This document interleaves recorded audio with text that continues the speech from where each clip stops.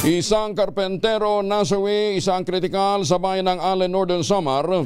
Nakuryente sila ng live wire habang nag-aayos naman ang bubong. Detalye na balita mula kay Jane Galit Bantayan, Aris 34 Jane, may buntag. Isa naman ang nasawi, isa ang kritikal ng makuryente ng live wire habang nag-aayos ng sirang bubong sa isang bahay. Nangyari ang nasabing insidente sa barangay Kinabaran Zone 2, Allen, Northern Samar. Ayon sa PNP Allen, ang dalawa ay parehong karpentero.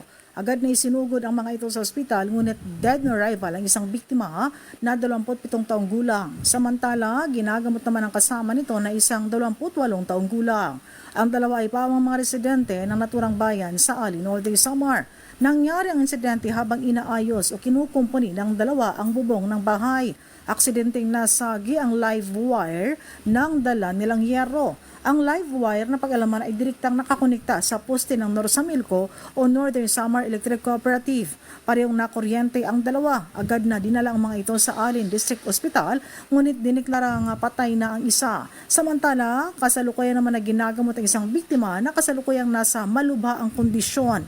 Rumispondi doon sa lugar ang pulis at agad na nagsagawa ng investigasyon. Mula sa Aksyon Radyo Katarman, RH34 Jane Galit Bantayan ng DZRH. Una sa Pilipinas, una sa Pilipino. Dagang salamat, Jane.